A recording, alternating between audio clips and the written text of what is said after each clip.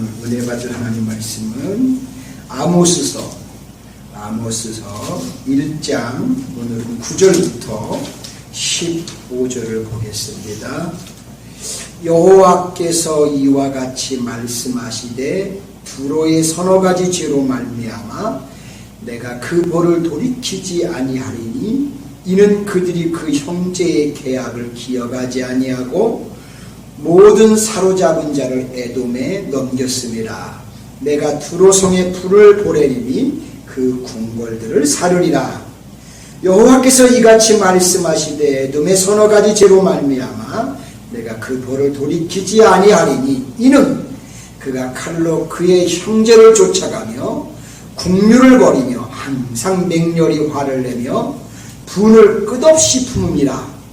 내가 대만에 불을 보내리니 보스라의 궁궐들을 사르리라. 여호와께서 이와 같이 말씀하시되 암몬 자손의 서너 가지 죄로 말미암아 내가 그 벌을 돌이키지 아니하리니 이는 그들이 자기의 지경을 넓히고자 하여 길르앗의 아이벤 여인의 배를 갈랐음이라. 내가 라빠성에 불을 놓아 그 궁궐들을 사르되 전쟁의 날에 외침과 회오리 바람의 날에 폭풍으로 할 것이며 그들의 왕은 그 지도달들과 함께 사로잡혀 가리라. 여호와께서 말씀하셨느니라. 아멘. 아직도 미국 곳곳에서 시위가 있어서 안정이 덜 됐는데 여러분 한 주간 동안 그런 가운데도 평안하셨습니까? 네. 저도 여러분들의 기도 덕분에 아주 평안하게 잘 지냈습니다. 소집사님 지난 제가 한 화요일인가 수요일에 전화드렸는데 지난주에도 허리 아프시다고 하더니 많이 아프시다고 그러시더라고요. 오늘 예배를 못 오셨네요. 안타까운데 우리 성도님들 모두 늘 건강하시길 바랍니다. 자, 오늘은 열방을 향한 하나님의 심판 두 번째를 보겠습니다. 자, 하나님께서는 유다 남쪽 드보아에서 뽕나무를 재배하며 양을 치던 아모스를 선지자로 불러서 북이스라엘의 죄악을 깨우치기 위해서 보내신 것을 우리가 지난 주일에 봤습니다. 자, 그러자 아모스 선지자는 북이스라엘의 잘못된 죄악을 지적하기 위해 먼저 그 주변에 있는 여러 나라들의 잘못된 모습들을 하나하나 보여주며 그들의 실상을 보게 하였습니다. 자, 지난주에 제일 먼저 우리가 이스라엘의 가장 멀리 떨어진 북쪽에 시리아 즉 아람의 다메섹을 시작으로 해서 또 반대편 남쪽에 블레셋의 가사를 가지고 말씀을 하셨습니다. 자, 오늘은 우리가 함께 읽은 본문에 나와 있는 두로와 에돔과 그리고 암몬을 살펴보면서 또 은혜를 함께 나누겠습니다. 자, 이 세상에 많은 사람들이 죄가 무엇인지를 모르고 살아갑니다. 죄를 모르고 살기 때문에 죄의 심각성도 사실 모릅니다. 그러다 보니 사람들이 회개도 하지 않습니다. 오늘 우리가 살펴볼 나라들을 보면 역시 똑같이 그렇습니다. 자, 그러나 저와 여러분들은 하나님의 말씀을 통해 죄의 값은 사망이라는 사실을 너무나 잘 알고 계십니다. 그러므로 저와 여러분들은 하나님이 들려주시는 경고의 메시지를 들으며 항상 깨어있는 하나님의 자녀들이 될 수 있기를 소망합니다. 자, 첫 번째로 약속을 경솔히 여기는 두로의 제약입니다. 자, 우리 9절 말씀에 보시면 여호와께서 이와 같이 말씀하시되 두로의 서너 가지 죄로 말미암아 내가 그들을 돌이키지 아니하리니 이는 그들이 그 형제의 계약을 기억하지 아니하고 모든 사로잡은 자를 에돔에 넘겼습니다. 그 말씀하셨습니다. 두로는 예전에는 베니게라고 그렇게 불렀는데요.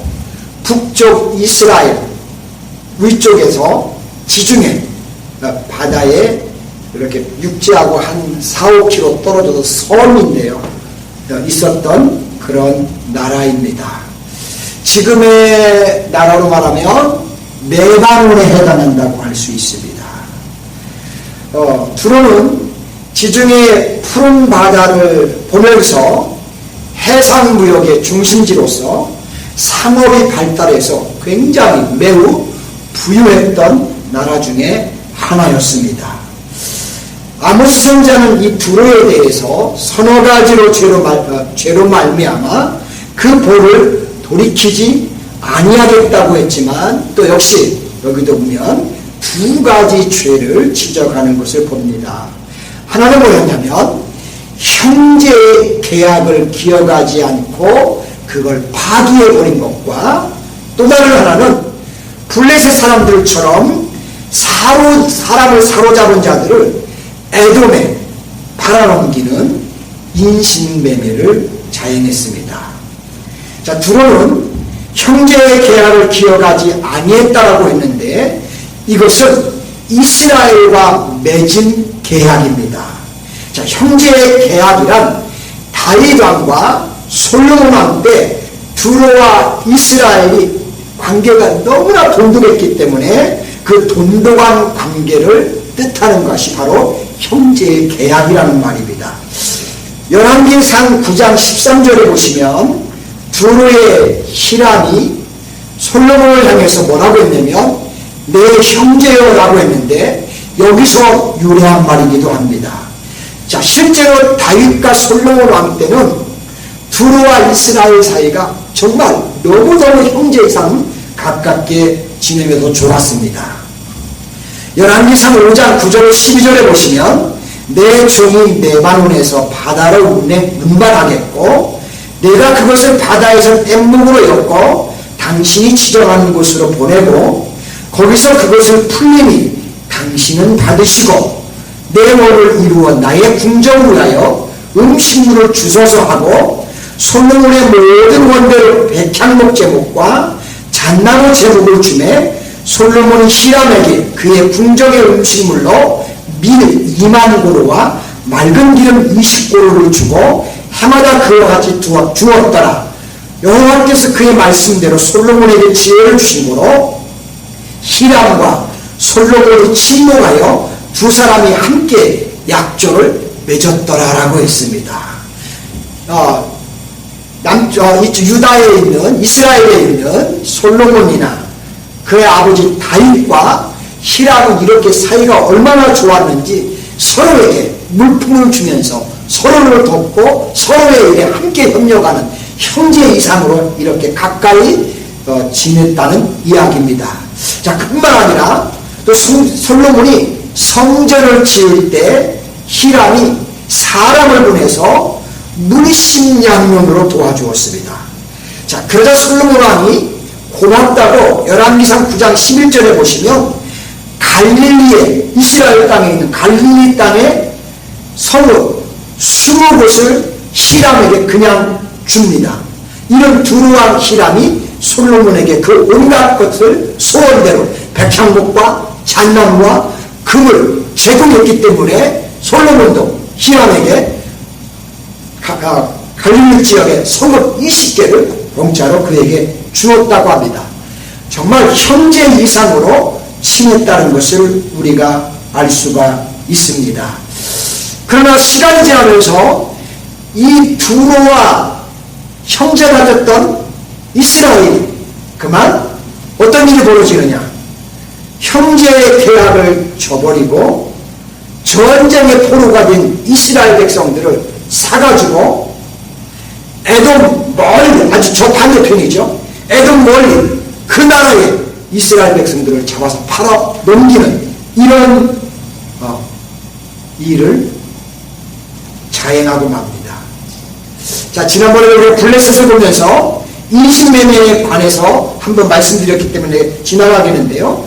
이것은 사람의 인권을 철저히 유린하는 그런 죄악 중에 가장 큰 죄입니다. 이것을 역시 두로가 행했다는 사실입니다. 그런 걸 보면 맞는 것 같아요. 세상 정치 역사에서 나라 간에는 영원한 친구도 없고 영원한 적도 없다, 그런 말이 있는 것처럼 어떤 계약이라도 자국에 유리하면 단 것이고 자국에 불리하면 언제라도 버리는 것, 그것이 세상 나라의 법인 것 같습니다. 그러나 공의의 하나님께서는 그렇게 하시는 그들의 모습을 보시며 미워하셨습니다. 오직 자기 욕심에 눈이 올려서 하나님 앞에서 형제의 계약을 맺고 형제의 약속을 맺고 그렇게 친하게 지내던 그 모든 것들을 저버리고 다른 사람과의 신이 아예 내팽개쳐버리고 영원하시고 절대자 되시는 하나님 앞에서 그런 일을 자행할 때 그 사람은 결국 하나님의 심판을 면할 수가 없다는 것을 하나님이 또한 이렇게 우리에게 가르쳐 주셨습니다.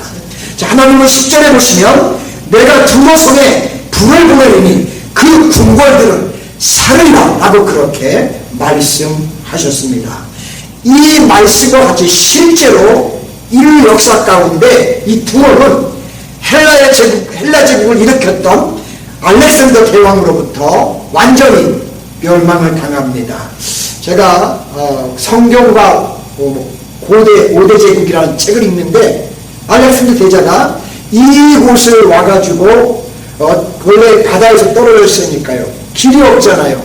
얼마나 고생하는지 몰라요. 그렇지만 몇 개월에 걸려서 다리를 놓고 결국은 거기를 쳐들어가서 이 두로를 한 사람도 남기지 않고 다 죽여버리고 한 3만 명 정도의 백성들을 포로로 잡아가고 그 제국을 불질러갖고 하나도 남김없이 잿더머리로 그렇게 만들어버린 것을 제가 책에서 읽은 것을 봅니다. 인권을 무시하고 다른 사람들의 형제의 예를 맺었음에도 불구하고 자기의 인권 앞에서 다른 이들을 이렇게 할 때 하나님은 그들을 심은 대로 거두려는 말씀처럼 놔두지 않고 아예 그 제국 자체를 두로를 불러서 태워서 없애버리는 것을 인류 역사에서도 실제로 봅니다. 그러므로 여러분, 우리는 이웃 형제를 향해서 사랑을 함으로 하나님으로부터 복을 받는 저와 여러분이 되시기를 소망합니다. 자, 두 번째, 형제인 하나님의 백성을 국률이 여기지 않는 에돔의 죄를 보겠습니다. 자, 에돔 나라와 이스라엘 나라는 사실 형제의 나라라고 할 수 있습니다. 자, 왜냐하면 야곱의 친형이었던 에서가 세운 나라가 바로 에돔 나라이기 때문입니다. 그런데 그 에돔 나라가 형제의 나라인 이스라엘을 매우 적대시했습니다. 성경에서 제일 에돔이 이스라엘을 적대시한 것 같아요. 제가 볼 때는요. 자, 11절에 보시면 여호와께서 이와 같이 말씀하시되 에돔의 서너 가지 죄로 말미암아 내가 그 벌을 돌이키지 아니하리니 이는 그가 칼로 그의 형제를 쫓아가며 국면을 벌이며 항상 맹렬히 화를 내며 분을 끝없이 품었습니다고 말씀하셨습니다. 자, 이 말씀에 의하면 에돔은 칼로 그 형제를 쫓아간다고 했습니다. 여기서 그러면 그 형제는 누구를 말하는 겁니까? 뭐 두말할 것 없이 바로 이것은 이스라엘입니다. 자, 이스라엘을 항상 이렇게 공격을 했다는 것입니다. 에돔은 이스라엘을 얼마나 괴롭혔는지 이 아모스 뒤에 보면 오바데서가 나옵니다. 비록 한 장밖에 안 되는 짧은 성경이에요. 그렇지만 그 전체가 다 에돔의 죄가 얼마나 악했는지를 고발하는 내용으로 기록된 것을 볼 수가 있습니다. 자, 에서의 후예인 에돔은 야곱의 후손인 이스라엘을 항상 미워했습니다. 자, 그 이유가 뭐였냐면 하나는 시기심이고 하나는 두 번째는 열등감 때문이었습니다. 그래서 에돔은 이스라엘을 항상 견지하면서 살았습니다. 이스라엘이 잘되기만 하면 그것을 배아파하고 못 견뎌했던 사람들이 에돔 사람들입니다. 자, 여러분들이 창세기를 통해 잘 알고 계신 것처럼 본래 이삭의 장자권은 큰아들 누구의 거였습니까? 그렇죠, 에서의 거였습니다. 자, 장자의 권리는 얼마나 중요하냐면 모든 아들들보다 두목을 받을 수 있는 게 장자의 권리입니다. 자, 그러나 에서는 창세기 25장 33절에서 여러분이 잘 아시는 것처럼 팥죽 한 그릇에 그 장자의 권리를 동생 야곱에게 두 번 생각하지 않아요. 너무나 쉽게 그냥 팔아버리고 말았습니다. 자, 에서는 장자의 권리를 팔고 난 뒤에야 그제서야 그 장자권이 얼마나 대단하고 가치 있는 것을 그때 깨달았어요. 그래서 장자의 권리를 팥죽 한 그릇에 팔아버린 에서를 가지고서 성경은 뭐라고 말합니까? 히브리서 12장 16절에 보시면 망령된 자라고 했습니다. 에서는 귀한 것이 귀한 줄 모르는 사람이었기 때문에 그렇습니다. 여러분, 귀한 것이 귀한 줄 모르는 사람은 성경에서 뭐라고 한다고요? 에서에게 망령된 자라고 그렇게 성경은 평가한다는 사실입니다. 우리는 귀한 것을 귀하게 볼 수 있는 그런 믿음의 사람들이 되기를 축복합니다. 자, 우리 사랑하는 것이 결혼하는 하나님께 성도 여러분, 우리는 에서를 통해서 귀한 교훈을 하나 배워야 합니다. 자, 하나님 앞에서 우리가 하나님의 자녀가 된 것이 얼마나 귀한 일인지, 우리가 하나님 앞에 드리는 예배가 얼마나 귀한 일인지, 하나님께서 우리에게 맡겨주신 이 귀한 성경 말씀이 얼마나 우리에게 소중한 것인지, 우리가 하나님 앞에 나와 하나님께 기도할 수 있다는 자체가 또 얼마나 소중한 일인지, 그리고 중요한 것인지. 그렇지만 우리가 이런 사소한 것이라 생각해서 평소에 이와 같은 것들을 놓치고 살 때가 참 많다는 사실입니다. 여러분, 귀한 것들을, 평범해 보이는 것들이 정말 귀한데 그런 것들을 우리는 놓치지 않아야 될 줄로 믿습니다. 사실 저를 비롯해서 많은 사람들이 자기가 누리고 있는 것이 얼마나 소중하고 귀하다는 사실을 잘 모르고 살 때가 너무 많아요.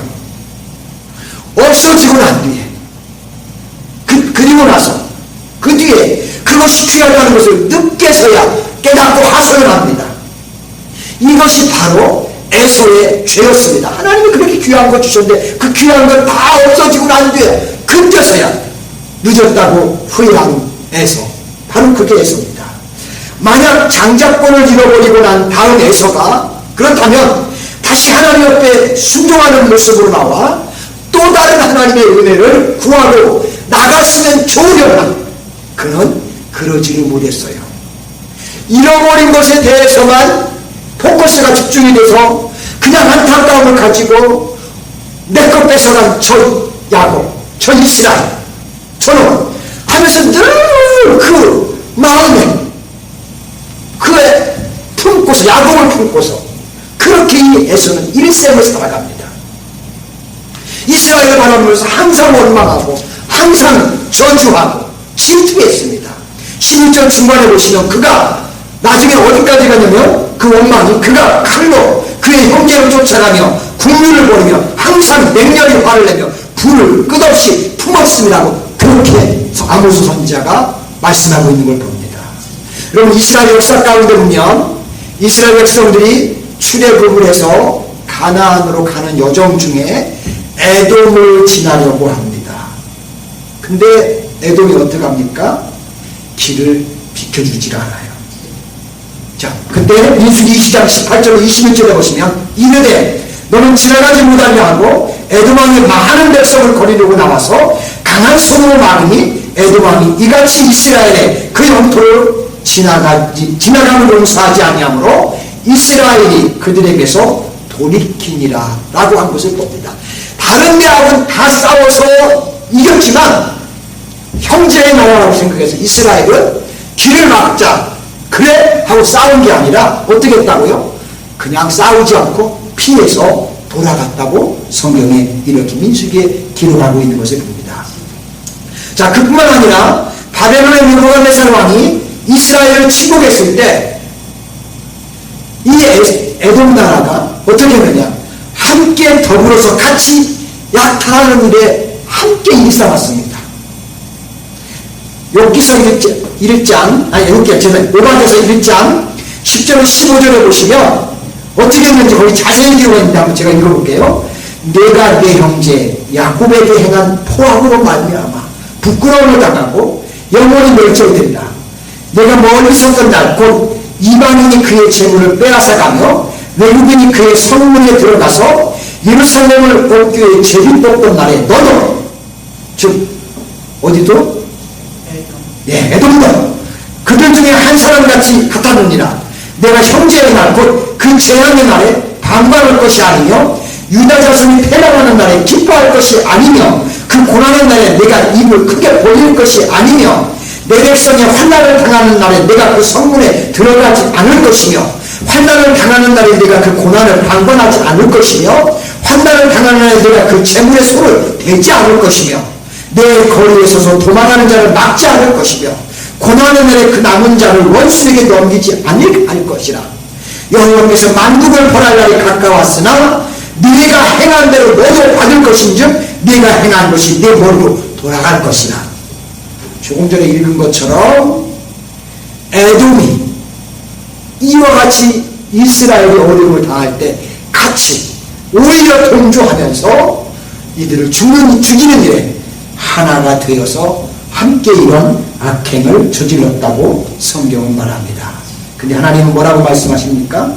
네가 행한 대로 너도 받을 것인즉 네 행한 것이 네 머리로 돌아갈 것이라고 했습니다. 하나님은 이런 에돔에 대해서 요한서 3장 19절에 보시면 에돔은 황무한 들이대니 이는 그들이 유다 자손에게 포악을 행하여 무지한 피를 그 땅에서 흘렸습니다 라고 말씀하셨습니다.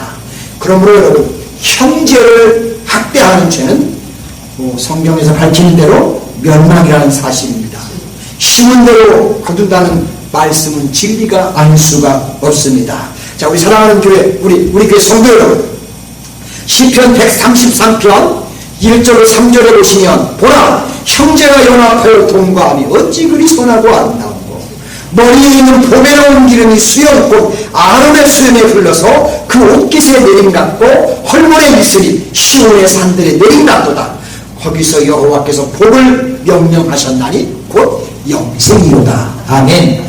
그렇게 말씀하신 것처럼 우리 노스캐롤라이나 한인교회 우리 성도 여러분들은 서로 사랑하면서 영생의 복을 받는 믿음의 가족들이 되시기를 주의 이름으로 축복합니다. 자, 세 번째는 이 잔인한 살생을 일삼는 자들의 형벌입니다.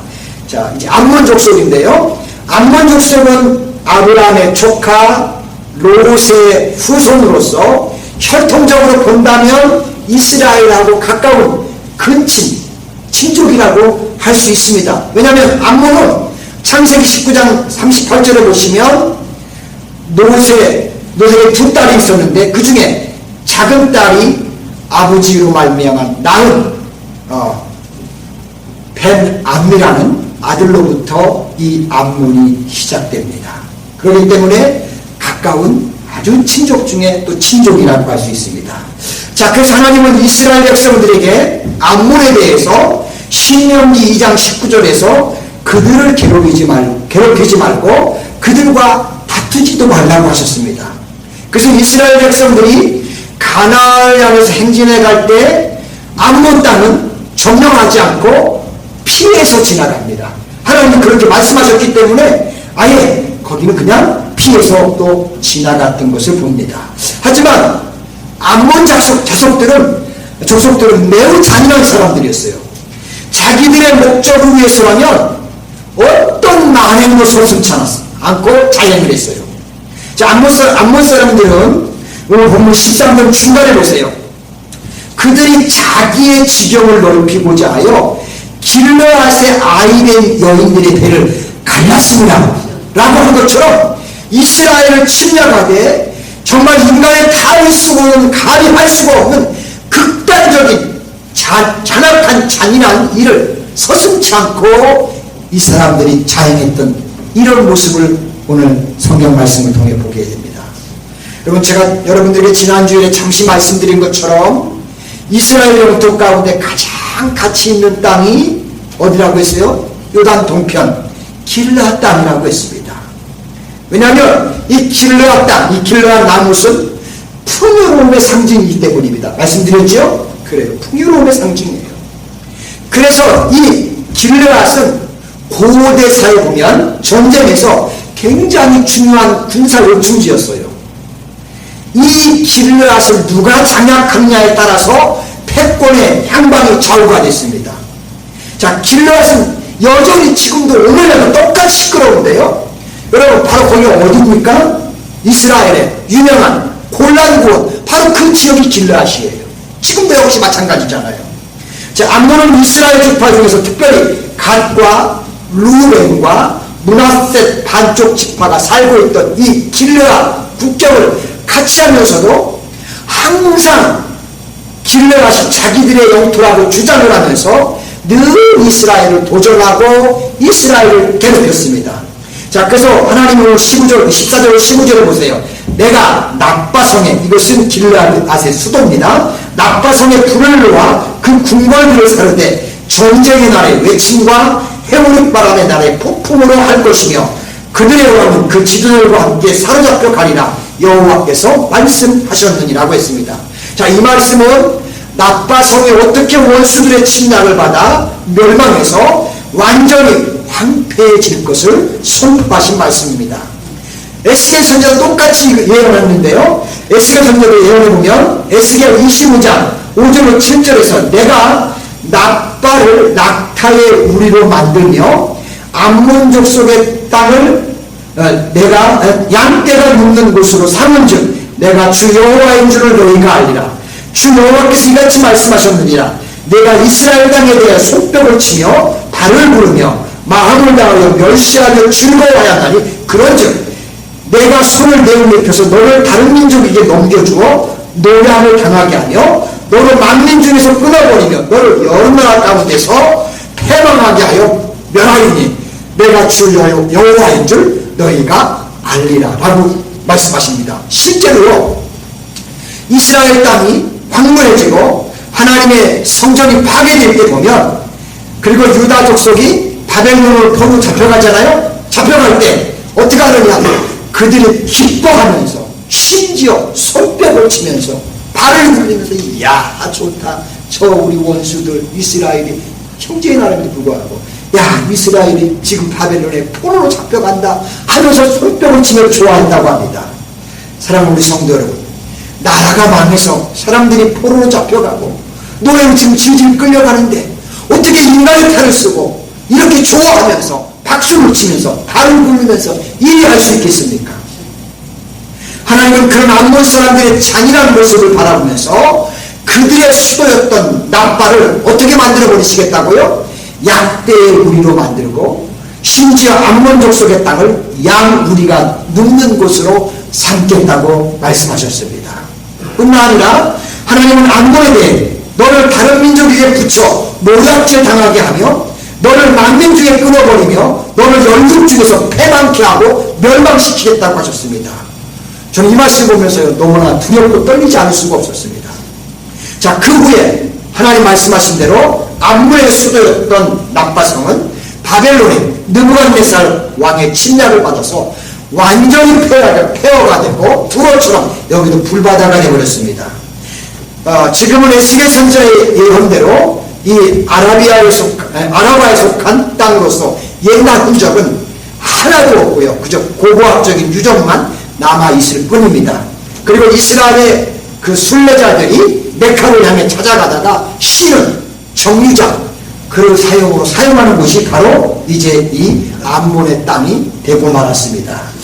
자, 우리 사랑하는 노스캐롤라이나 우리 한인교회 성도 여러분, 자, 우리는 앞에서 분명히 더 놀라운 세계가 있는 것을 알고 있습니다. 우리는 하나님 앞에서 더 놀라운 세계가 우리 앞에 있는 것을 알고 있습니다. 바로 하나님은 우리에게 약속하신 그런 세계입니다. 사실 우리는 그 땅을 바라보면서 이 세상을 지금 지나가는 나그네 길을 걸어가고 있습니다. 자, 저와 여러분들이 하나님이 예비해 놓으시고 요한계시록에 의하면 그 어떤 것과도 비교할 수 없는 좋은 땅을 바라보고 우리는 가는 사람들입니다. 우리에게는 이런 약속이 있고 이런 소망이 있고 그날이 우리를 기다리고 있습니다. 자, 그렇다면 우리는 이런 이방의 나라들을 보면서 어떤 모습으로 우리의 남은 인생을 살아야 할 것이냐는 겁니다. 분명히 하나님은 좋은 것들을 이렇게 선지자를 통해서 예언해 주시고 말씀해 주었지만 그들은 그것을 보지 않고 자기들이 당했던 화, 자기들이 당했던 아픔, 자기들이 겪었던 고난을 가지고 오히려 원수로 되갚겠다고 하면서 화를 품고 그렇게 살아갈 때 그들은 축복의 땅을 보지 못하고 결국 스스로가 망하는 이런 일을 자초한 것들이 세상 이방나라의 모습이었다는 것입니다. 그렇다면 저와 여러분은 어떤 모습으로 살아야 될까요? 우리도 부족하고 우리도 미약합니다. 우리도 나약합니다. 우리에게 아픔 준 사람도 분명 많이 있었을 겁니다. 그럴지라도 원수를 갚는 게 아니라 살아가면서 하나님께 신원을 맡기면서 우리는 더 좋은 것을 바라보고 나갈 때 우리에게는 이런 아픔이 있는 것이 아니라 더 좋은 미래가 우리를 위해서 보장될 것입니다. 저와 여러분들은 그 보장된 축복의 자리에 함께 우뚝 서는 귀한 성도가 되시기를 주님의 이름으로 축복합니다. 기도합니다. 하나님 아버지 고맙고 감사합니다. 아직 말씀을 시작해서 이 이방 나라에 대한 결론을 우리가 보지 못하지만 하나님께서 북이스라엘을 깨우치기 위해서 이렇게 악행을 자행하는 여러 주변의 나라들을 보여주면서 그들이 받은 대로 갚겠다고 하며 악을 행하고 똑같은 일을 서슴없이 자행할 때 하나같이 모두가 지금까지 5나라를 보았는데 다 더 이상의 아픔으로 멸망으로 흔적도 없이 사라진 이런 모습들을 성경에서 보았습니다. 하나님 아버지 우리에게 주는 교훈을 우리가 하나님 그냥 흘려보내지를 않기를 원합니다. 이런 모습에서 우리는 미래를 보면서 더 나은 것을 향해서 더 좋은 것을 향해서 더 선한 모습으로 하나님의 자녀의 모습으로 우리의 남은 생애를 살아서 이들이 겪지 않은 더 나은 더 좋은 아버지께서 우리에게 약속으로 예배해 놓으신 축복의 자리에 우리가 주인공이 되어서 거기에 있기를 소망합니다. 성령님 우리를 이끌어 주시고 우리의 심령 안에 우리 마음 안에 이런 기절과 이런 꿈과 이런 믿음과 이런 소망이 있도록 우리를 축복해 주시고 사랑하여 주시옵소서. 감사를 드리며 예수님의 이름으로 기도드립니다. 아멘. 찬송가 499장을 부르면서 또 하나님께 우리가 준비하신 예물 드릴게요.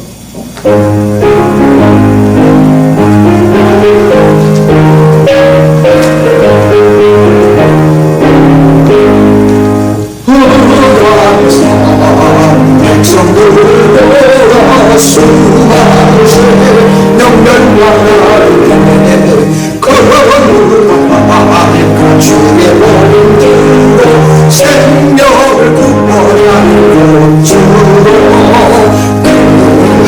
권세 주께 있으니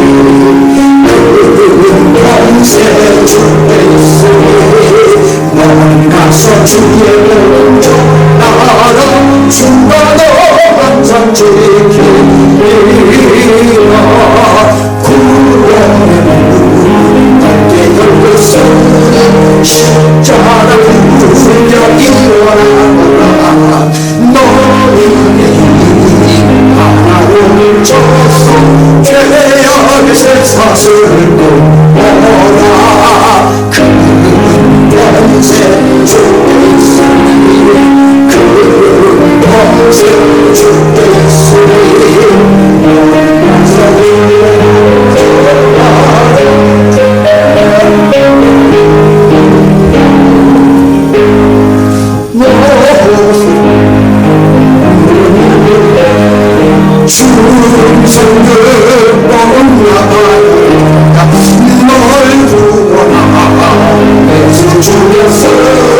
생명의 전민을 전하라 큰 권세 주께 있으니 큰 권세 주께 있으니 가서 주의 몸 전하라 주가 너 항상 지키리라